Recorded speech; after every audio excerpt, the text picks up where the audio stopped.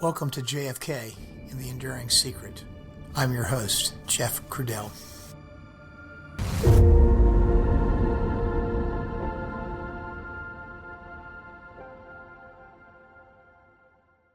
Hi everyone, and welcome back to the podcast. Over the weekend, we published Zapruder Part 1, and today's episode is Zapruder Part 2.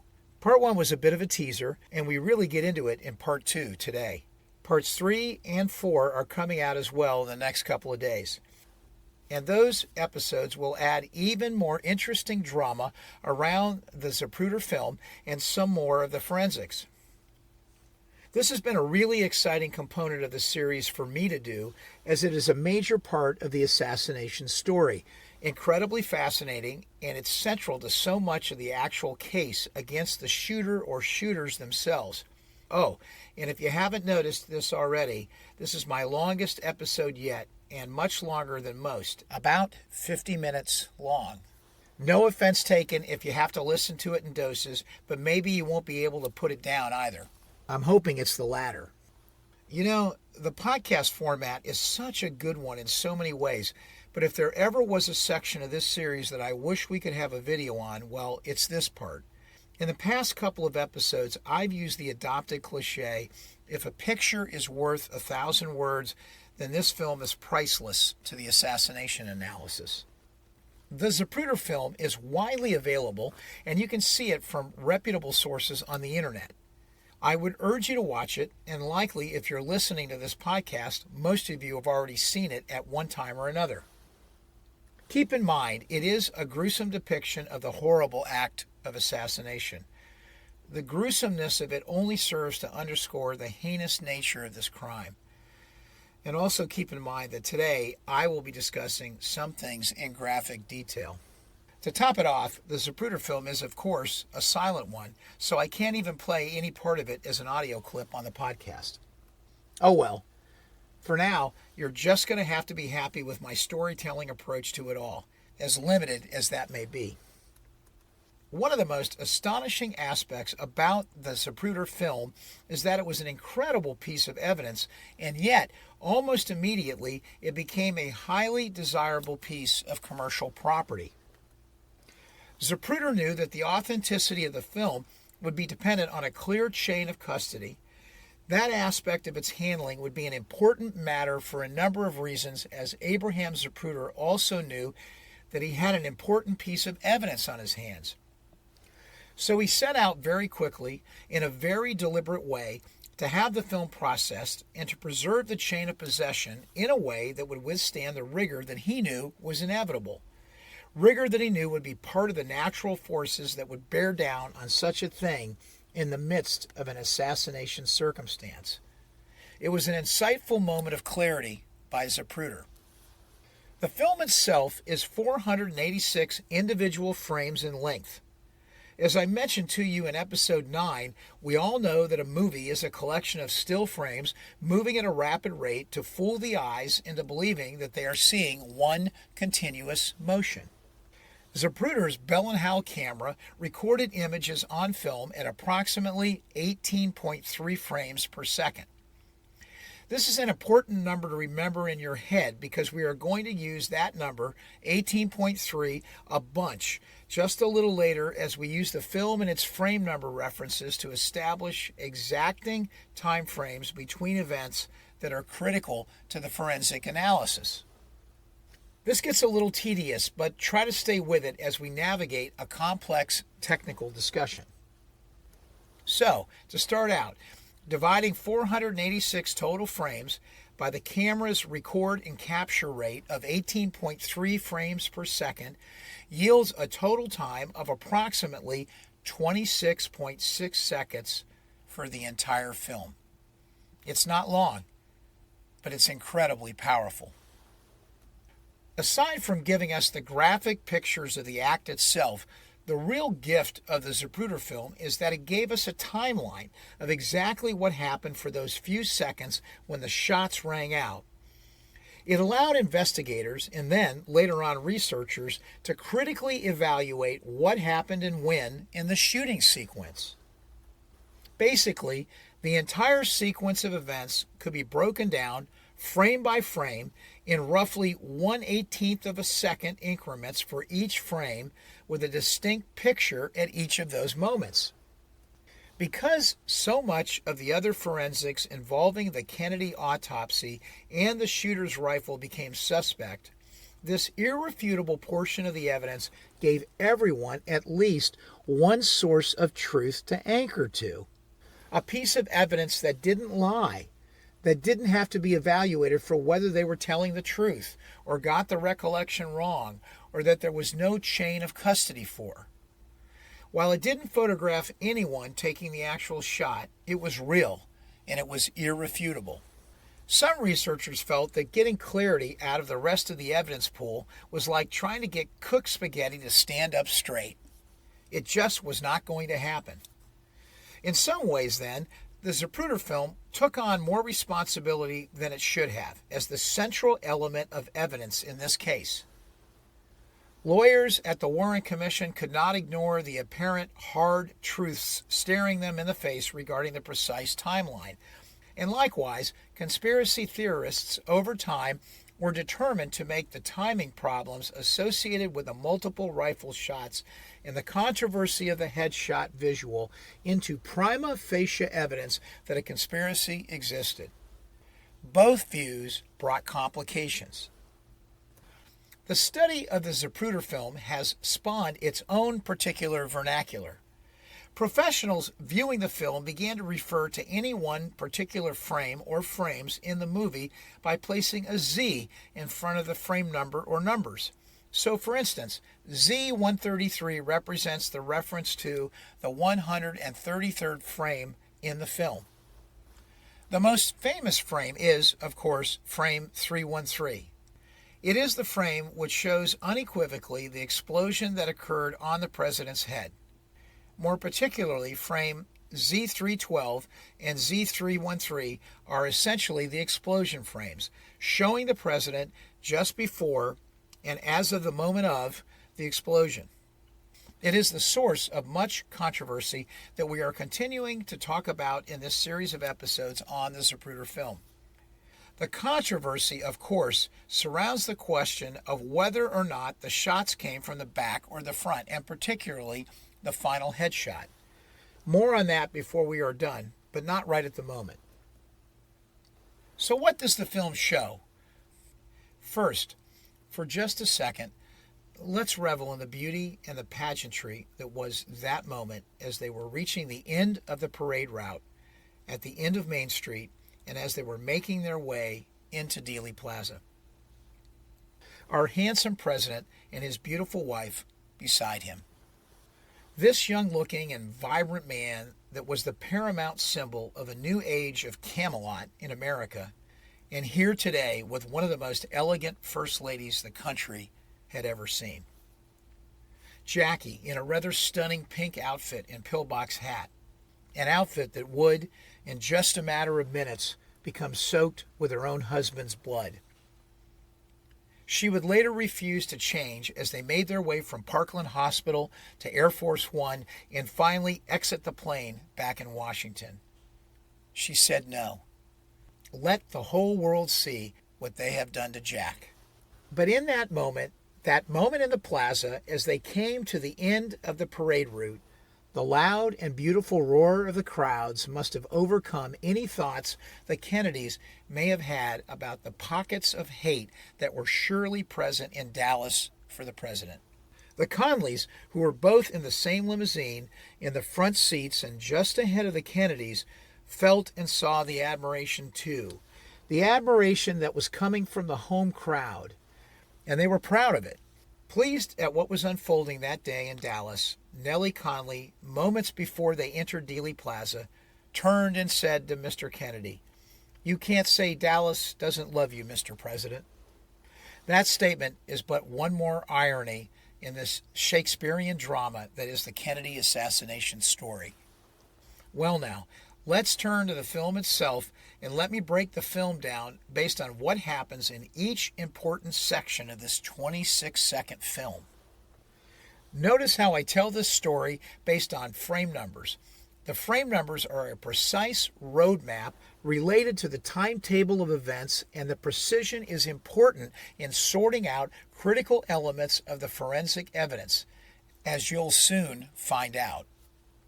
In frames Z1 to Z132, the three lead police motorcycles turn onto Elm Street from Houston Street and begin to head down Elm, leading the way on the final portion of the downtown parade before the motorcade eventually makes its own way under the triple underpass and onto the Stemmons Freeway.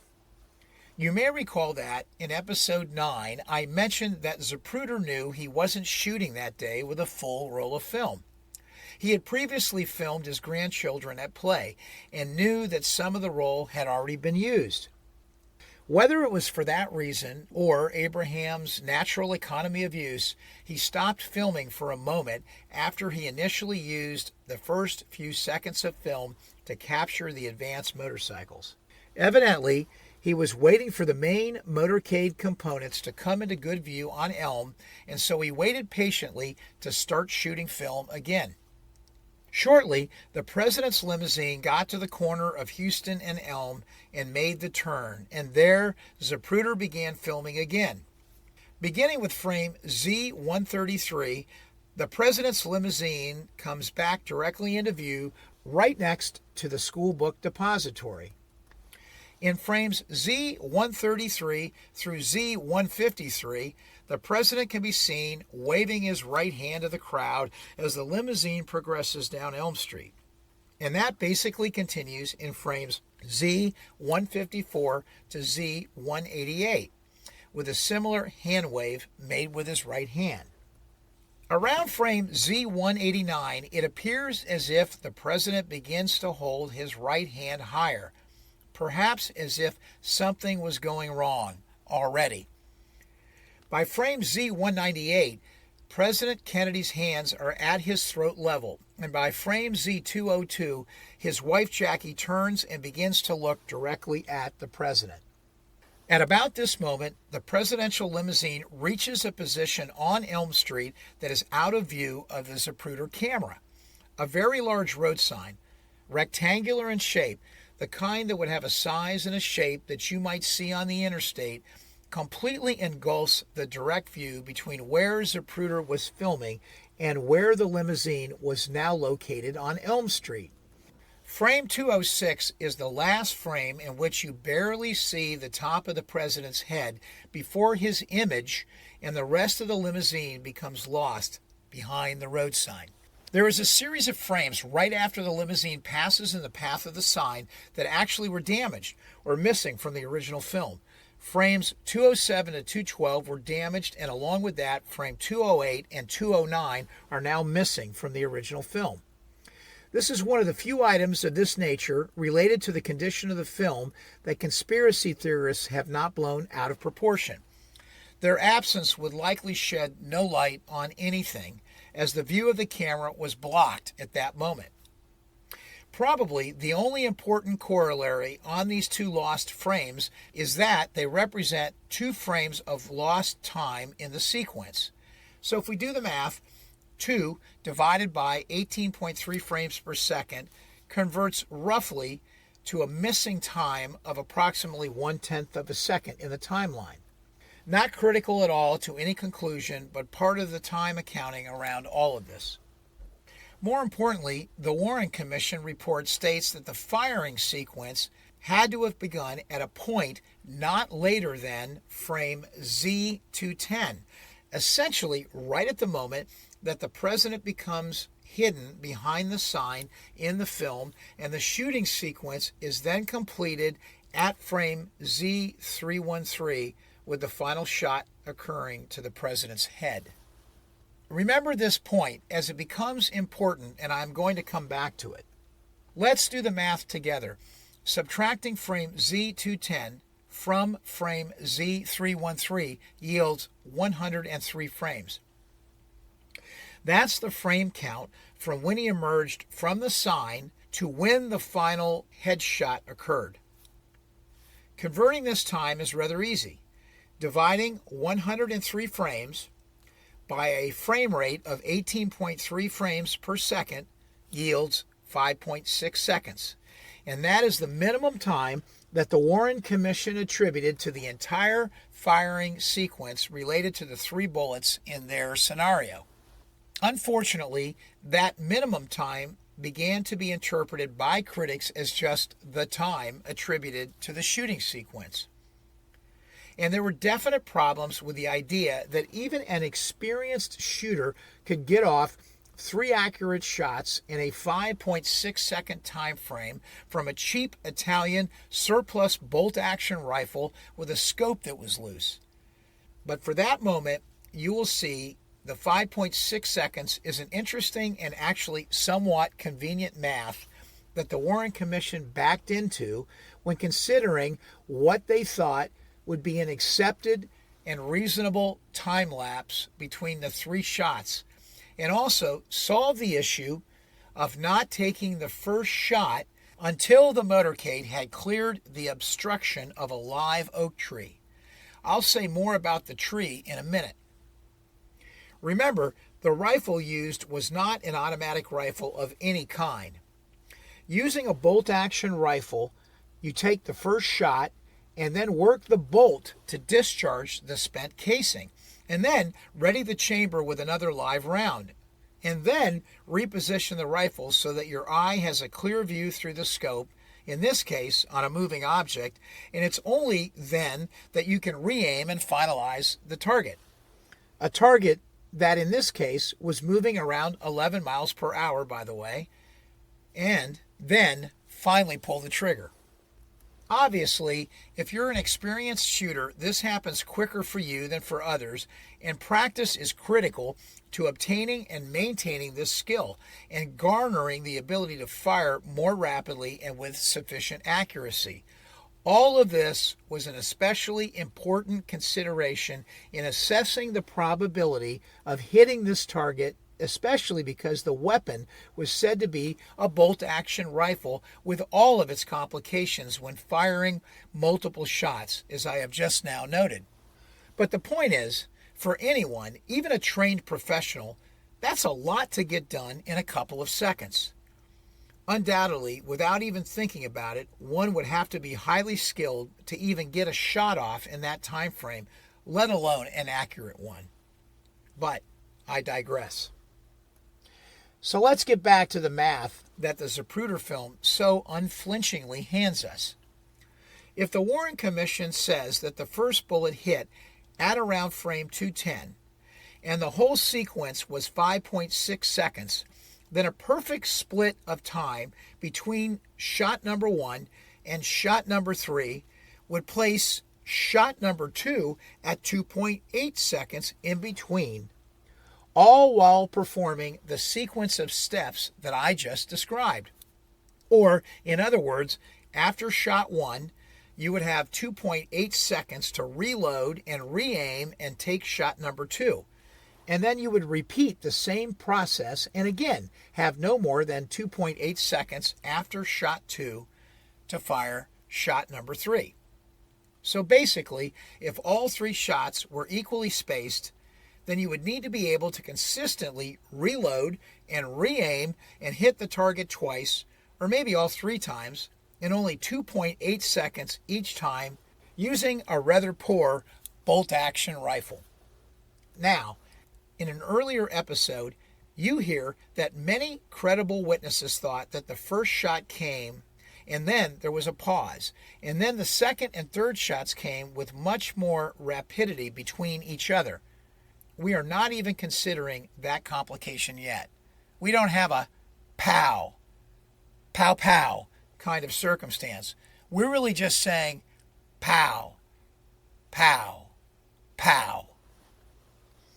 If you follow the Warren Commission's carefully laid out premise, the shot happened no later than frame Z210. For a moment, let's definitely assume it's Z210, and the next shot, if calculated consistent with the preceding math, would have to happen 2.8 seconds later. So 2.8 seconds equals about 51 frames, and thus the second shot will be placed at around Z261. conveniently located just around where the Warren Commission placed it. It was a math that, if you believe 2.8 seconds to reload and reshoot, conveniently works for the Warren Commission when working backwards from the clear last shot timestamp at Z313. And so it fits into the realm of possibility. It starts the shooting sequence after the shooter has a clear view of the target, and importantly, after the limousine clears the live oak tree, and then completes a 3-shot shooting sequence within 5.6 seconds, culminating with the clear timestamp of the final headshot that killed President Kennedy. This is important for a couple of reasons, and I keep restating it in a couple of different ways because it's complicated. First of all, we haven't talked at all yet about the Mannlicher Carcano rifle that has been served up as the murder weapon by the Warren Commission. It was not an automatic rifle. It was instead a bolt-action rifle. How fast it could fire, and even more important, how fast it fired with any degree of accuracy, is of considerable controversy. We will get to all of that before we finish the discussion on the relevant forensics of the rifle. But the point of it all, at this stage, is that the Warren Commission decided that they wanted you to believe that Oswald, acting alone, delivered 3 shots in 5.6 seconds or thereabouts from that rifle, hitting at least twice and leaving it open that perhaps all 3 shots hit their mark. And that was the official position of the Warren Commission. Even if we are kind to the Warren Commission report and apply a little common sense here, the story doesn't get too much better. Let's say that it was an easy assumption to believe that the president was showing distress as early as frame Z189, that frame when his hands began to rise. For a moment, we are going to avoid the complication of whether the shooter would be precluded from taking the shot at Z189 because of the live oak tree obstruction. Let's assume that was not a problem for him. Now, let's do the math again. Hope you are getting good at it by now. Z189 is the point of first potential distress shown in the president's face, a likely spot that marked the first bullet that hit. So let's subtract that from Z210. Well, that provides another 21 frames. 21 frames divided by 18.3 frames per second yields an incremental 1.15 seconds. That's 1.15 seconds earlier that the shooting sequence could have started, bringing the whole shooting sequence now to roughly 6.8 seconds. 6.8 seconds between the first shot and the final shot to the head. So let's check our math one more time so that we can give the commission credit for an extra 1.15 seconds. So the whole firing sequence is now from Z189 to Z313. That is 124 frames.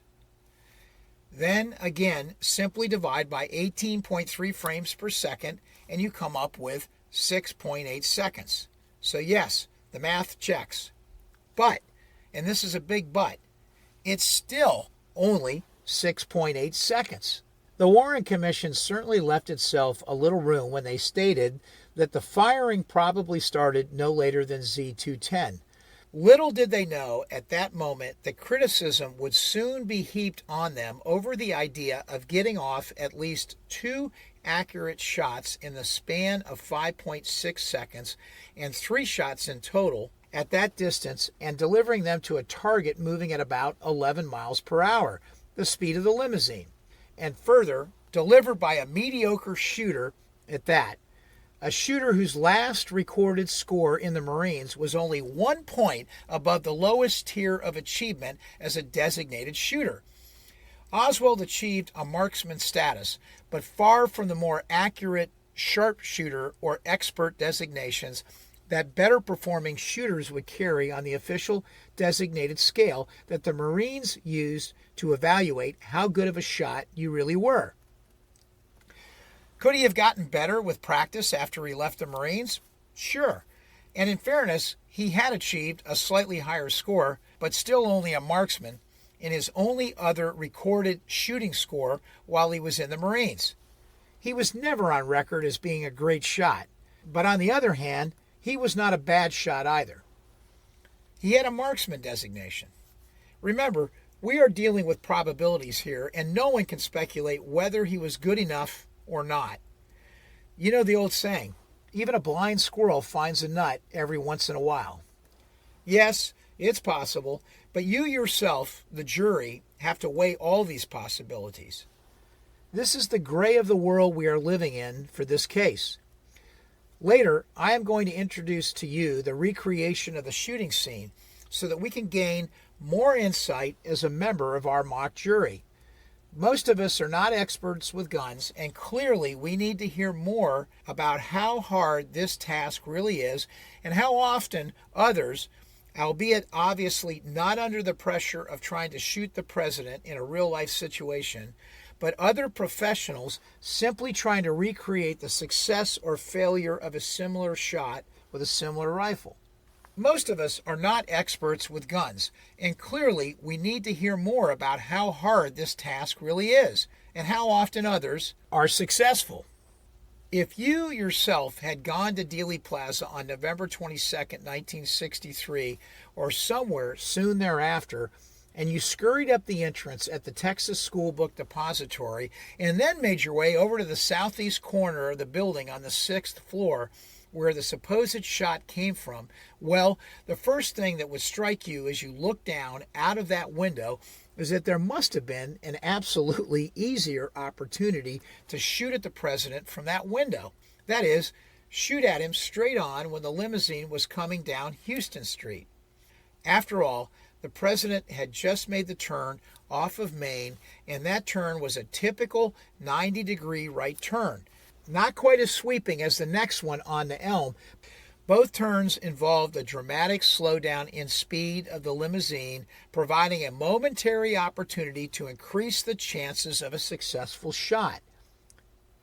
Assassination researchers have never spent much time contemplating why the assassin would not have tried to take the shot straight on out the window at the president while he was on Houston Street.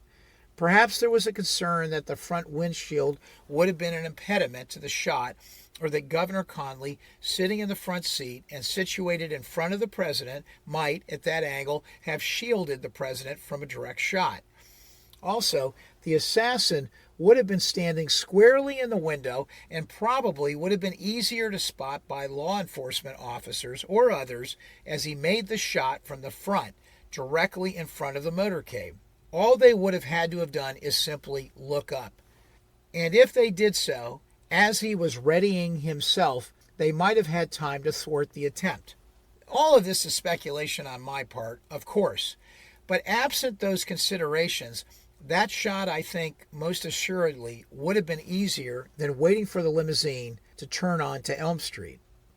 Now, if you're a conspiracy theorist who believes in crossfire, your answer to me on that question might be very simple. You would need to be patient and wait for the chance to have all the shots from all the shooters happen simultaneously. Perhaps then, if that is the case, you do wait till the president is on Elm Street, where a person, say behind the grassy knoll, could also take a shot at the same time a shooter begins the shooting sequence from the 6th floor of the depository. I'm not promoting a conspiracy theory here, but the explanation of why the shot was not taken while the president was on Houston certainly would be more explainable if multiple shooters were in the mix. Regardless of the reason why the actual shooter may have made that decision to wait, the first shot was not made until after the turn onto Elm Street. At that moment, if you had been the shooter looking through the scope of a rifle aimed at the president, your view would have been almost immediately obstructed by a large live oak tree. Live oaks don't lose their leaves in Dallas at that time of the year, and this tree hadn't lost its leaves. The shelter provided by that tree for the president made it highly unlikely that a shot would be taken until after the limousine reappeared and the angle of view was past the obstruction of the tree. This meant that the president's limousine would, by definition, be farther down on Elm Street at a longer distance away from the shooter. And, in that case, imagine the simple geometry of the shot. Draw a triangle in your mind. It would be at a gentle downward trajectory angle from the 6th floor down to the car versus the steep angle that it would otherwise be if the first shot was made before the limousine passed the live oak tree.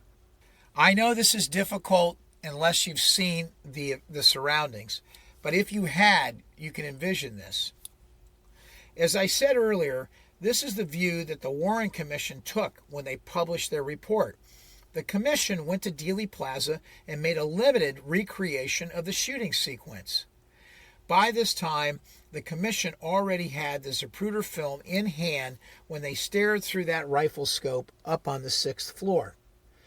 They knew they had to account for the obstruction of the live oak tree in their analysis, and they still had to provide enough time, working backwards from the final definitive timestamp of the headshot, to make time enough and to account for all of the shots that were fired.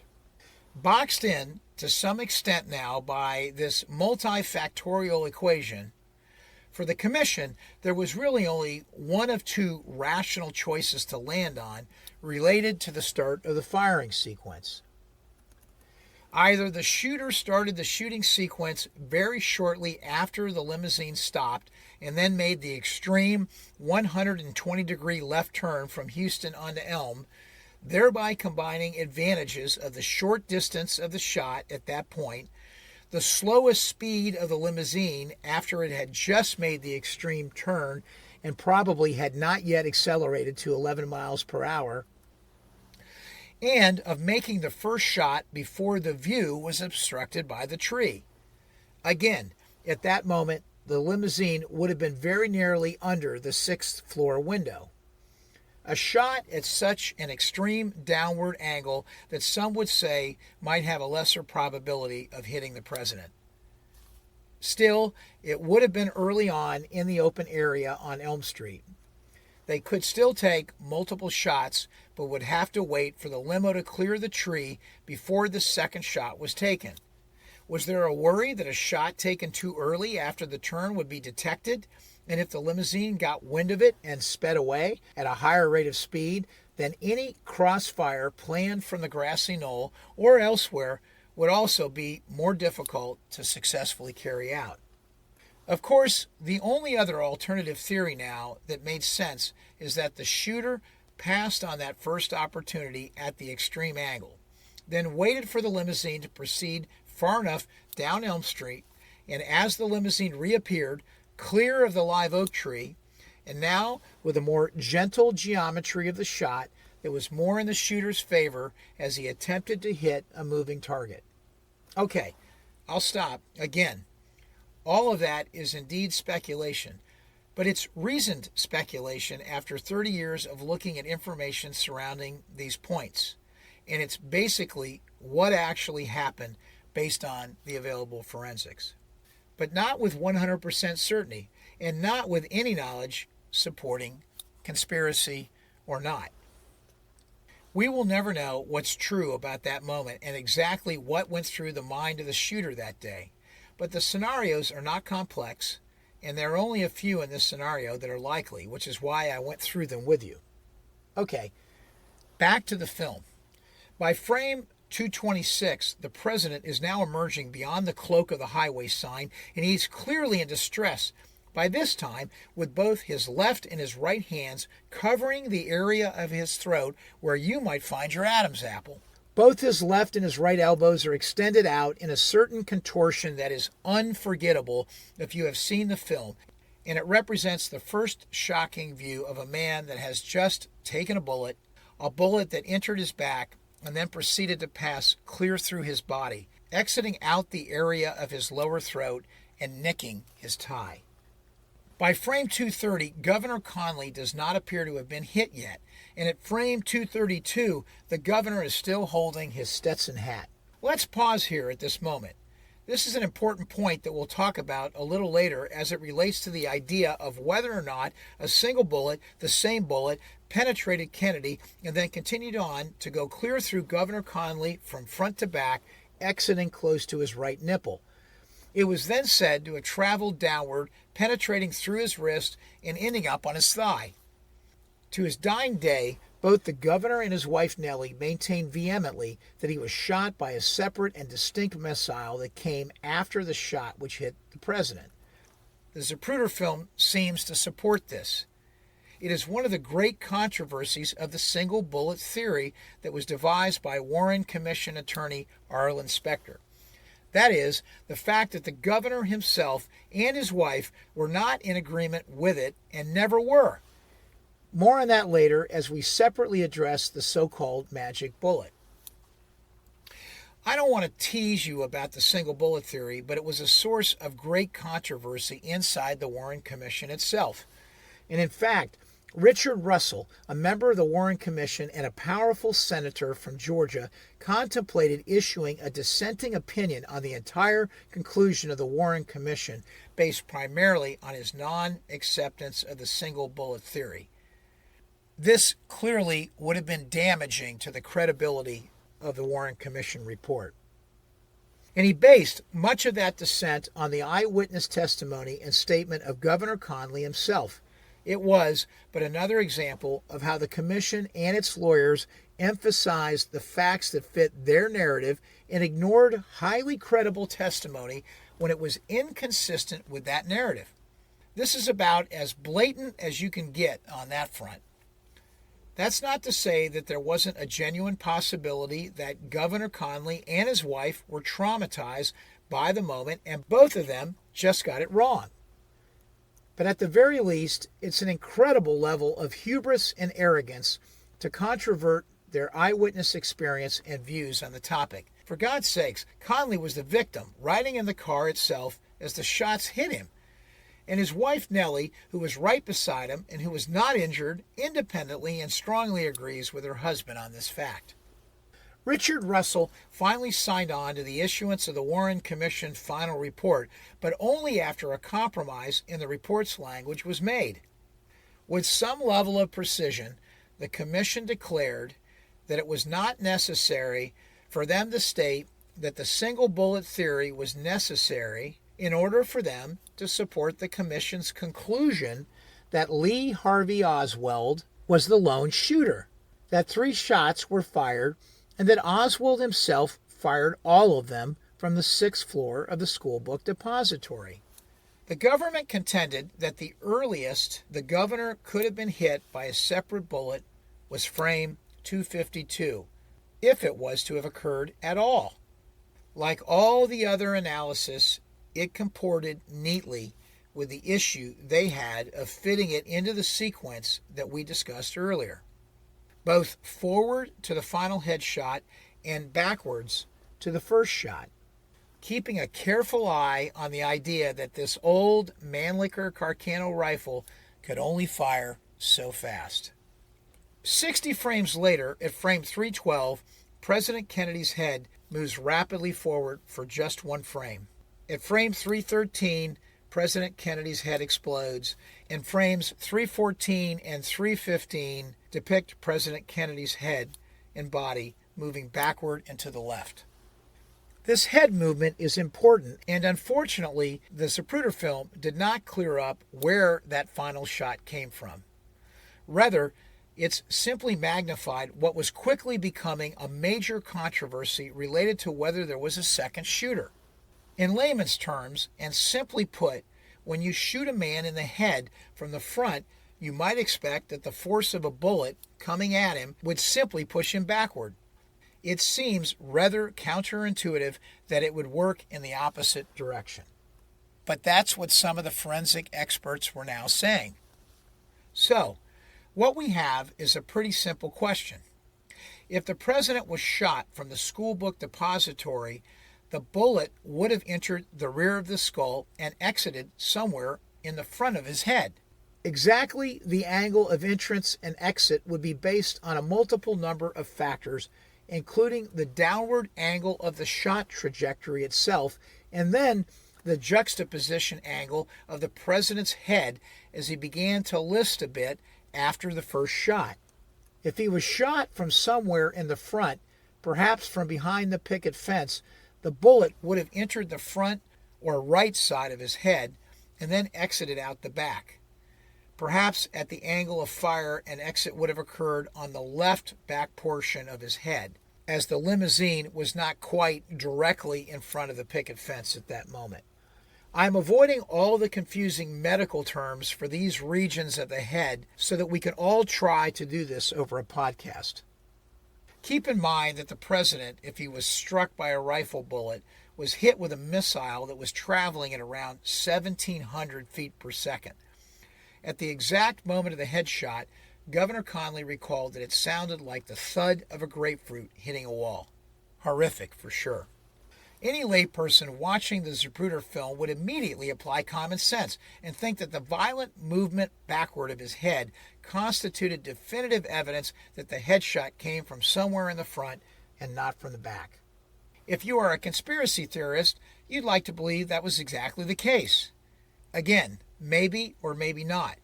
As a member of the jury, you yourself really need to hear more on the forensics than just that in order to corroborate either position that you might take. This episode is already too long, so you're going to have to wait for another episode to hear more on that one.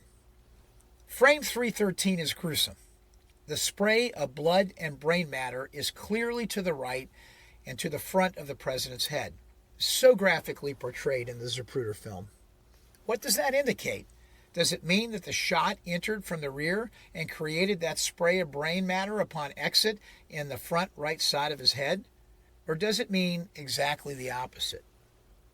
This is where the forensics get even more complex.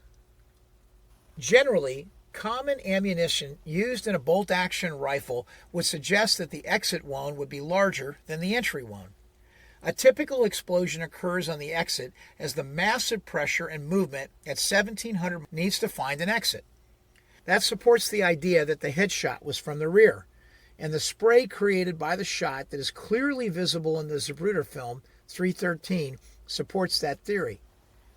But the type of ammunition does make a difference. For instance, and this is just but one example, if a full metal jacket bullet was used in the rifle, that's the kind of ammunition that is used in warfare. The result might support the idea that the entrance and exit wounds could hypothetically be similar. That makes it tougher to simply conclude that the spray of blood and brain matter was upon exit. We'll hear more about the nature of the bullet fragments in the next episode, and that certainly plays into what type of ammunition was used. The forensics of Kennedy's brain and body are the other leg of the forensic stool that would have helped solidify the origin of the shots. This is such a complicated subject, the autopsy that is, and how it could have tied everything together. We are going to leave that for another episode. But the bottom line is that at the time of the Warren Commission, for some reasons that we do know about, and possibly for some reasons that we don't, the autopsy was not conducted optimally. Clearly, that is being kind in some respects, but I assure you we are going to get into the details of that. Whether there was a shot that came from the grassy knoll or not is beyond the scope of this episode as well. But I promise, if you keep listening to more episodes, we are going to spend some time with all of that and all of these topics that are coming today out of our discussion. Of course, the existence of a second shooter virtually confirms the conspiracy. So if there was one, well, that's why tying this all together is so important. What happened after frame Z313 is the tragic ending to this 26-second film. President Kennedy leaned to the left side of the car and basically began to collapse toward Mrs. Kennedy.